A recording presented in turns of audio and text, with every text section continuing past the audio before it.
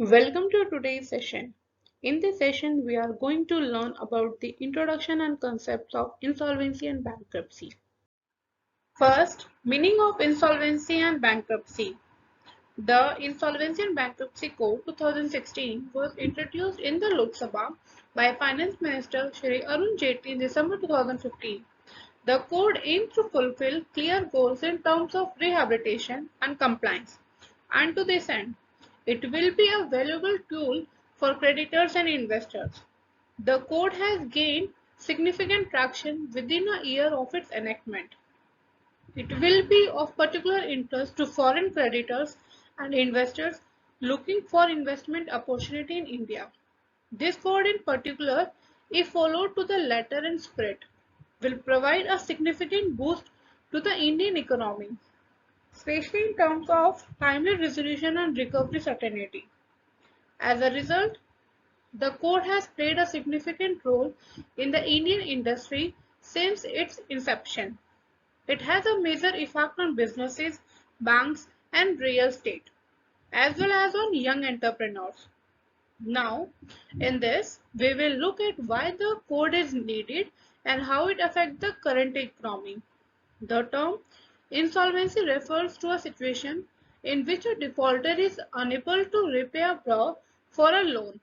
For the current corporate company, symptoms of that conditions would include a downturn in revenues, failure to make payments on time, and so on. The legal declaration of a company's insolvency is bankruptcy. It was once a financial situation, but it has now become a legal situation.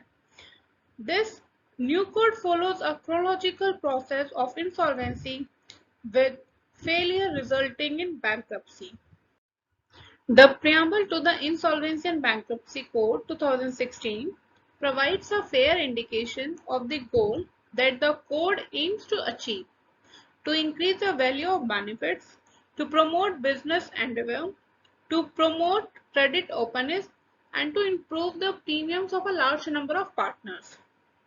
Every game plan in the code was written with these standards in mind, and the establishment of these organizations was done with the goal of replacing the current framework for Chapter 11, which was clearly incomplete, inefficient, and planned with deferrals.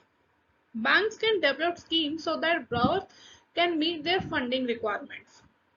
Though a few rapid revisions were made by Method for an ordinance in 2017 November, which was replaced by the Insolvency and Bankruptcy Code, which was Amendment Act 2018 in January. The government deemed it appropriate to form a formal council to consider the serious issues in the corporate indebtedness process in a methodological manner. Now we discuss historical background of the insolvency and bankruptcy. Prior to the enactment of this code, there was no an exclusive law for dealing with bankruptcy and insolvency in India. Insolvency of individual cases are dealt with under first, that is SICA. What is Sikh Industrial Companies Act 1985, which was enacted with the aim of deducting industrial illness and implementing fast remedial steps. Its aims was to speed up the revival of potentially viable units while also ensuring the closure of unviable units to free up the invested funds. The Board for Industrial and Financial Reconstruction was established to speed up the revival of potentially viable units in preparation for the closure of unviable units. Recovery of debt due to Banks and Financial Institution Act 1993. It was passed to establish a debt recovery tribunal and an appeal tribunal for the quick adjudication and recovery of debt owed to banks and financial institutions. Next, securitization and reconstruction of financial assets and enforcement of Security Interest Act 2002. It gives financial institutions a way to recover money from their non-performing assets, that is NPAs, without having to go to court, as long as the NPAs are backed by securities paid to the bank by hypothecation, mortgage, or assignment. If the asset in question is an unsecured asset, the bank would have to take the defaulters to court to file a civil lawsuit. Next, the Companies Act 2013.